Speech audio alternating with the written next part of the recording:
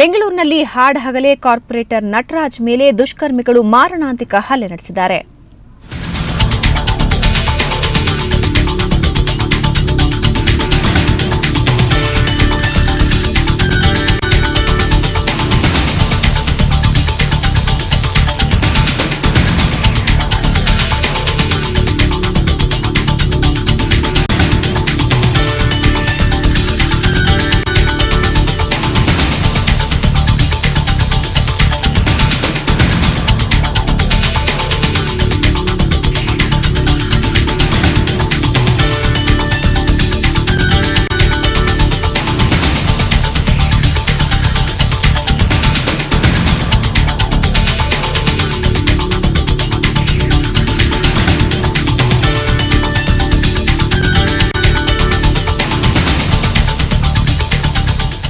ತೀವ್ರವಾಗಿ ಗಾಯಗೊಂಡಿರುವಂತಹ ನಟರಾಜ್ ಅವರನ್ನ ಆಸ್ಪತ್ರೆಗೆ ಸಾಗಿಸಲಾಗಿದೆ.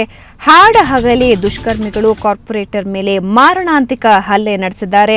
ಮಾರುತಿ ವ್ಯಾನ್ನಲ್ಲಿ ಬಂದಂತಹ 3-4 ಜನ ದುಷ್ಕರ್ಮಿಗಳು ಈ ಕೃತ್ಯ ಎಸಗಿದ್ದಾರೆ. ಕಾಂಗ್ರೆಸ್ನಿಂದ ಗೆದ್ದಿದ್ದಂತಹ ನಟರಾಜ್ ಸಾಕಷ್ಟು ಗಾಯಗೊಂಡಿದ್ದಾರೆ. ಈಗಾಗಲೇ ಆಸ್ಪತ್ರೆಗೆ ಸಾಗಿಸಲಾಗಿದೆ.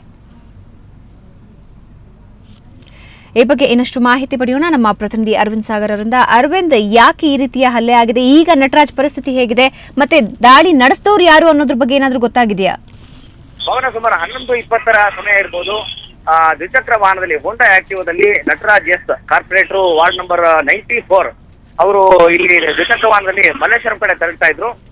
ಮಾರ್ಗ ಮಧ್ಯದಲ್ಲಿ ಅಂದ್ರೆ ಮಲ್ಲೇಶ್ವರಂ ಸರ್ಕಲ್ ಇಂದ ಏನೋ ಒಂದು 5-6 ಹೆಜ್ಜೆಗಳ ಹಿಂದೆ ಅಷ್ಟೇ ಅಂತರದಲ್ಲಿ ಬಹುಶಃ ಇಲ್ಲಿ ಸಾರ್ವಜನಿಕರು ಹೇಳೋ ಹಾಗೆ ಮಾರುತಿ ಕಾರಲ್ಲಿ ಬಂದಿರತಕ್ಕಂಥವ್ರು ಲಾಂಗು ಮಚ್ಚುಗಳಿಂದ ಮಾರಣಾಂತಿಕವಾಗಿ ಹಲ್ಲೆ ನಡೆಸಿದ್ದಾರೆ.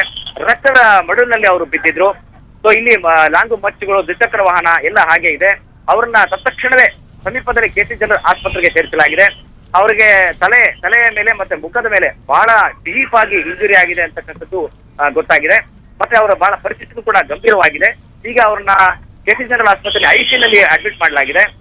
ಇದು ಒಂದು ವಿಚಾರ ಏನು ಅಂದ್ರೆ ಅವರು ದಿನನಿತ್ಯವೂ ಕೂಡ ಅವನ ಈ ಮಲ್ಲೇಶ್ವರಂ 18 ಕ್ಲಾಸ್ ಅಲ್ಲಿ ಇರ್ತಕ್ಕಂಥ ಮಾರ್ಕೆಟ್ ಏನಿದೆ ಆ ಮಾರ್ಕೆಟ್ಗೆ ದಿನನಿತ್ಯವೂ ತೆರಳ್ತಾ ಇದ್ರು.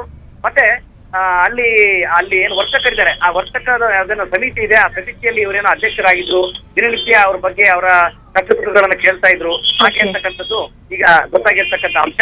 ಮತ್ತೆ ಅವರು ಈಗ ಈ ಹಿನ್ನೆಲೆಯಲ್ಲಿ ಏನು ಅಂತಂದ್ರೆ ಬಹುಶಃ ಏನು ರಾಜಕೀಯ ವೈಷಮ್ಯನೋ ಅಥವಾ ಅರವಿಂದ್, ಇನ್ನಷ್ಟು ಮಾಹಿತಿಗಾಗಿ ನಾನು ನಿಮ್ಮನ್ನ ಮತ್ತೆ ಸಂಪರ್ಕಿಸ್ತೀನಿ. ಈಗ ಬಿಬಿಎಂಪಿ ಪ್ರತಿಪಕ್ಷ ನಾಯಕರಾಗಿರುವಂತಹ ಉದಯ್ ಶಂಕರ್ ಅವರು ನಮ್ಮ ಜೊತೆ ಇದ್ದಾರೆ.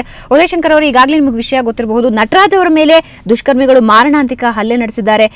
ಈ ರೀತಿ ಜನನಾಯಕರು, ಜನಪ್ರತಿನಿಧಿಗಳಿಗೆ ರಕ್ಷಣೆ ಇಲ್ಲದೆ ಆಗೋಗಿದೆ. ಏನ್ ಹೇಳ್ತೀರಾ ಇದ್ರ ಬಗ್ಗೆ?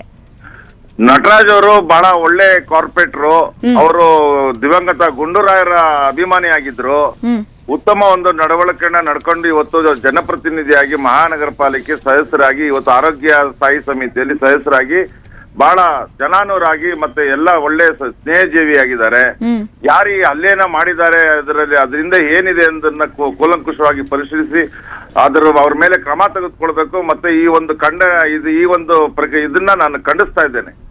ಅಲ್ಲ, ಈ ರೀತಿ ಜನಪ್ರತಿನಿಧಿಗಳಿಗೆ ರಕ್ಷಣೆ ಇಲ್ಲದೆ ಇರೋ ಹಾಗೆ ಯಾಕಾಗಿದೆ ಅಂತ ಇದು ಏನು ಉದ್ದೇಶ ಇದಾಗಿದೆ ಅನ್ನೋದನ್ನ ನಾವು ಗೊತ್ತಾಗಿಲ್ಲ. ಅಲ್ಲಿ ಹೋದ ಮೇಲೆ ನಮ್ಗೆ ಗೊತ್ತಾಗುತ್ತಮ್ಮ. ಅಲ್ಲಿ ಮಲ್ಲಿಗೆ ಹಾಸ್ಪಿಟ್ಲಿಗೆ ಇವಾಗ ಬಂದಿದ್ದಾರಂತೆ, ಕೆಸಿ ಜನರಲ್ ಹಾಸ್ಪಿಟ್ಲಿಂದ ಮಲ್ಲಿಗೆ ಆಸ್ಪತ್ರೆಗೆ ಹೋಗ್ತಾ ಇದ್ದೇನೆ. ಅಲ್ಲಿ ಹೋಗಿ ಸ್ಥಳದಲ್ಲಿ ಏನಾಯ್ತು ಅನ್ನೋ ವಿಚಾರಣೆ ಎಲ್ಲ ಮಾಡಿದ್ಮೇಲೆ ತಮಗೆ ನಾನು ಮತ್ತೆ ನಿಮ್ ಗಮನಕ್ಕೆ.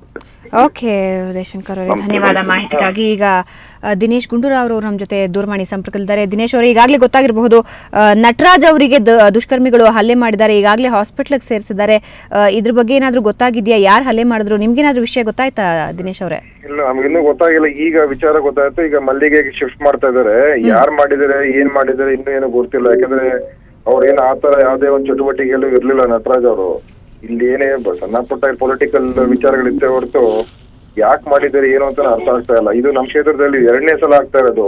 ಕಳೆದ ವರ್ಷ ನಮ್ಮ ಹಿಂದಿನ ಮಾಜಿ ಒಬ್ಬರು ನಗರ ಪಾಲಿಕೆ ಸದಸ್ಯರ ಮೇಲೆ ಇದೇ ರೀತಿ ಹಲ್ಲೆ ಮಾಡಿದ್ರು. ಕಾಂಗ್ರೆಸ್ಸಿನ ನಮ್ಮ ಮುಖಂಡರು, ಅವ್ರ ಮೇಲೂ ಹಲ್ಲೆ ಆಗಿದೆ. 2ನೇ ಬಾರಿ ಆಗ್ತಾ ಇದೆ. ಇಲ್ಲಿ ಯಾವ ರೀತಿ ಅವ್ರದ್ದು ಆ ವಿಚಾರದಲ್ಲೂ ಕೂಡ ಏನೋ ಕ್ರಮ ಆಗಿಲ್ಲ. ಈಗ ಇದು ಆಗ್ತಾ ನೋಡಿದ್ರೆ ನಿಜಕ್ಕೂ ಕೂಡ ಇದು ಬಹಳ ಒಂದು ಬೇಸರ ಆಗ್ತಾ ಇದೆ. ಯಾಕಂದ್ರೆ ನಮ್ಮ ಪಕ್ಷದ ಒಳ್ಳೆ ಮುಖಂಡರಾಗಿದ್ರು, ಏನು ಅಂತ ಗೊತ್ತಾಗ್ತಾ ಇಲ್ಲ. ಇನ್ನು ವಿಚಾರಣೆ ಆಗ್ಬೇಕು, ಪೊಲೀಸ್ ಅವರು ಯಾವ ರೀತಿ ಇದನ್ನ ಹ್ಯಾಂಡಲ್ ಮಾಡ್ತಾರೆ ನೋಡ್ಬೇಕು. ಬಟ್ ಪೊಲೀಸಿನ ಒಂದು ಇನ್ವೆಸ್ಟಿಗೇಷನ್ ಸರಿಯಾಗಿ ಆಗ್ತಾರೆ ಅಂತಾನೆ ಹೇಳ್ಬೇಕು. ಇದುವರೆಗೂ ಹಿಂದಿನ ಇನ್ಸಿಡೆಂಟ್ ಅಲ್ಲೂ ಕೂಡ ಏನೋ ಅಂತ ಕ್ರಮಗಳಾಗಿಲ್ಲ. ಇದು ಈಗ ಇದಾಗಿರೋದು ನಿಜಕ್ಕೂ ಕೂಡ ಇದು ಆಘಾತಕಾರಿ. ರಾಜಕಾರಣಿಗಳಿಗೆ ಈ ರೀತಿ ಆಗ್ತಾ ಇರ್ತಕ್ಕಂಥ ನಿಜಕ್ಕೂ ಕೂಡ ಇದು ಕಾನೂನು ಸುವ್ಯವಸ್ಥೆ ಸಂಪೂರ್ಣವಾಗಿ ಇದನ್ನ ನಾವು ಗಂಭೀರವಾಗಿ ನೋಡ್ಬೇಕಾಗ್ತದೆ. ಓಕೆ ದಿನೇಶ್ ಅವರೇ, ಧನ್ಯವಾದ ಮಾಹಿತಿಗಾಗಿ.